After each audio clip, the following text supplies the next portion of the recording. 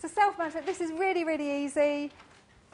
This is not a definitive list of qualities for recruiters, but most recruiters are all of these things when they're top billers.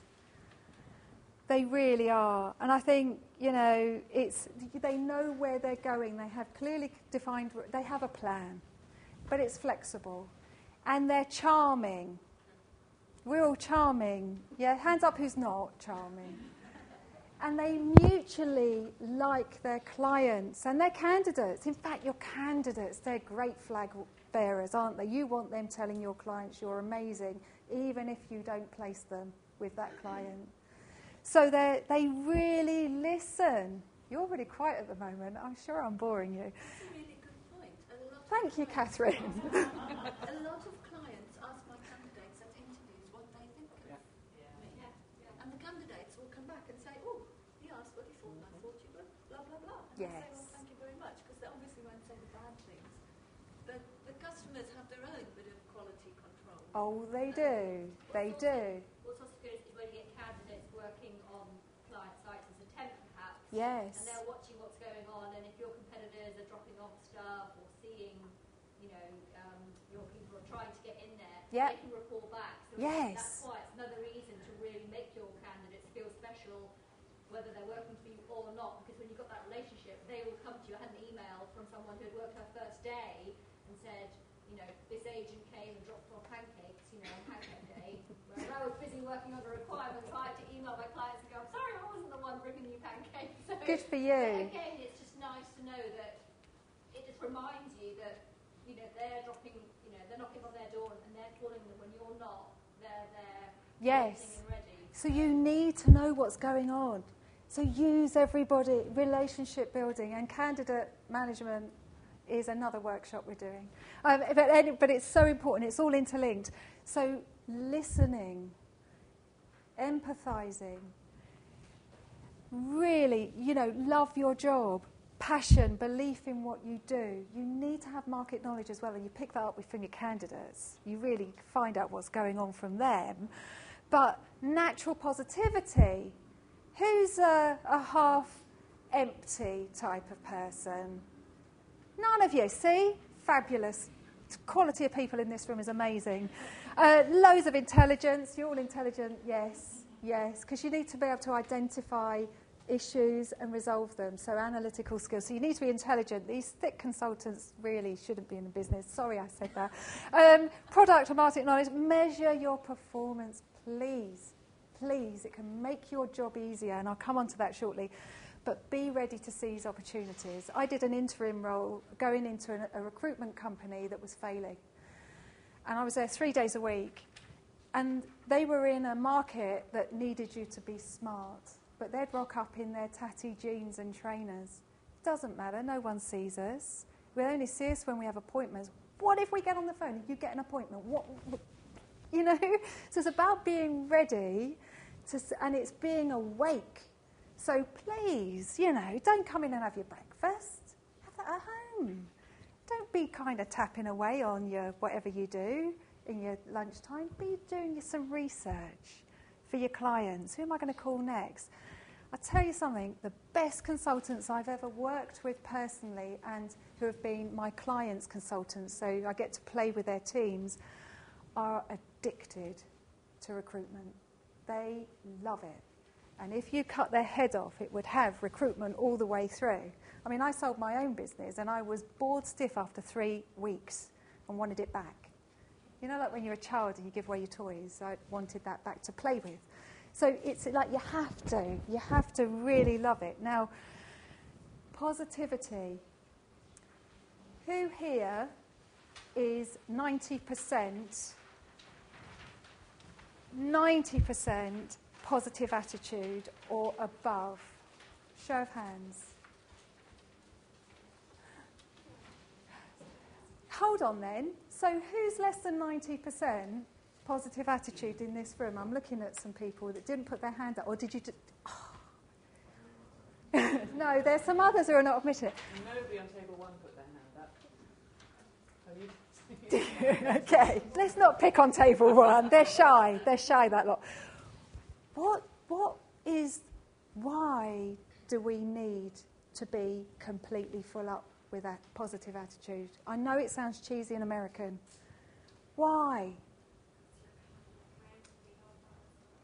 Yes.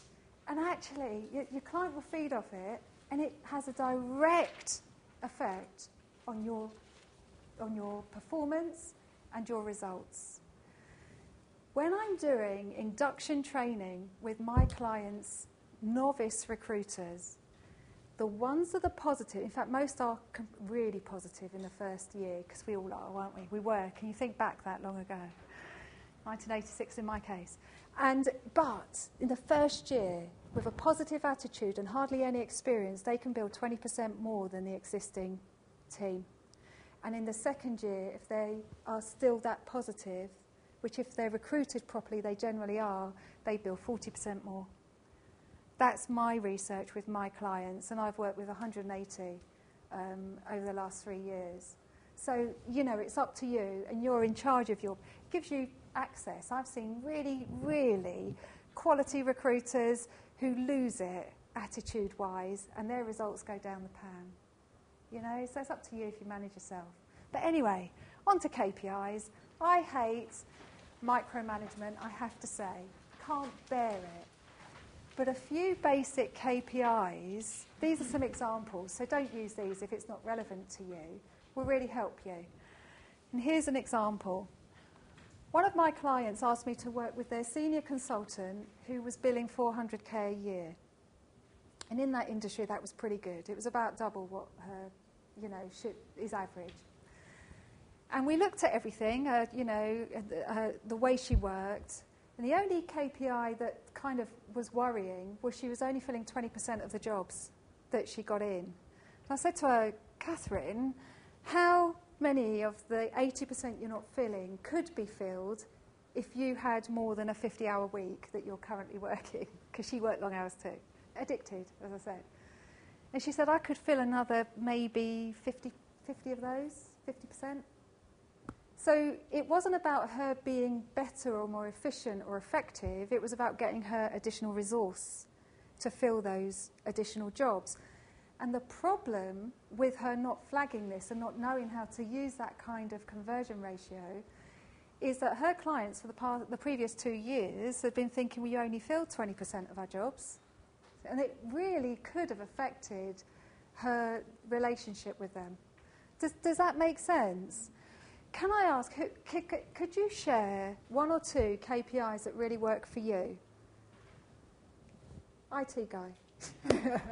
What works? In terms of quality, maybe. Well, we have a KPI on. Do you?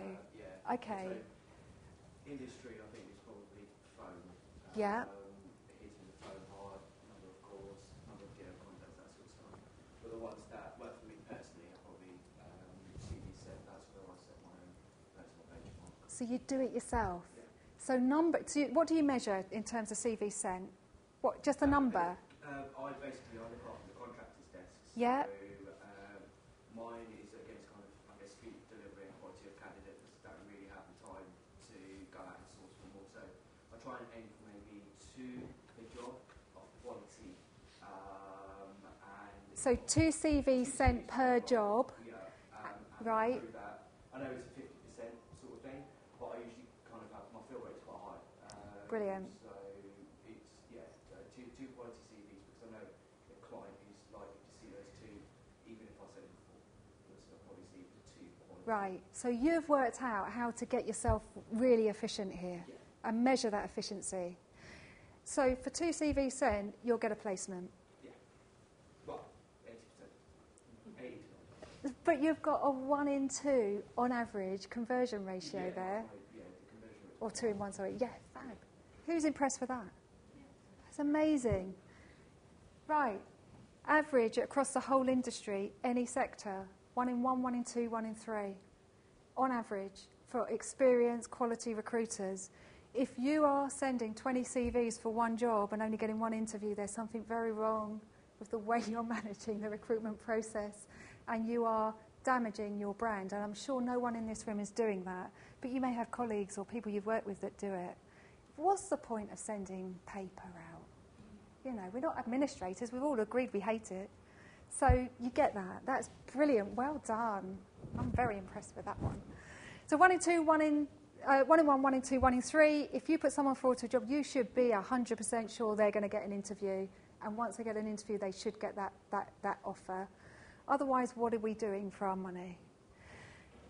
1 in 5 for trainees once they're kind of let loose a bit. So 1 in 5 on average, CVs to interviews.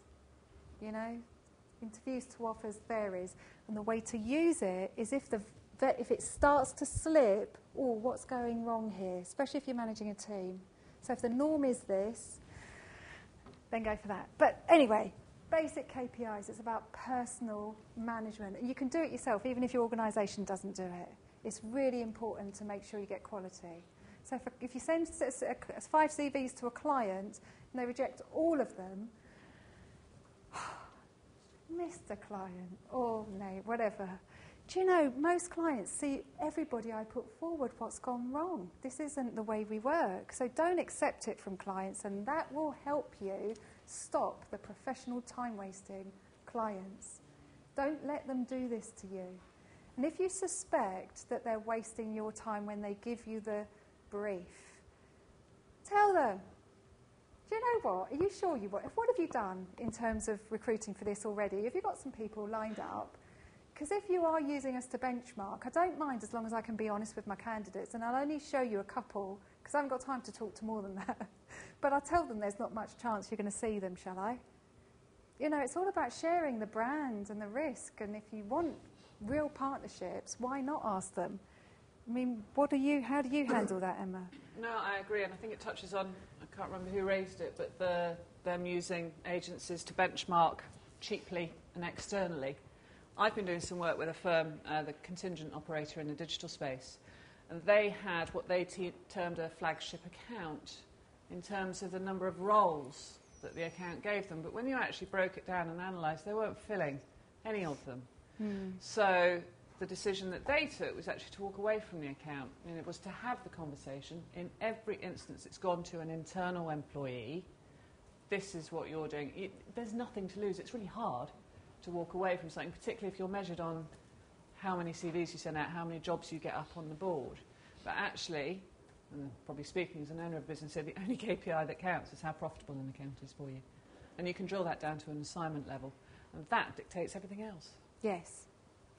And actually, you can build your credibility by saying to a client, we don't think we're compatible because we've not filled one of your jobs.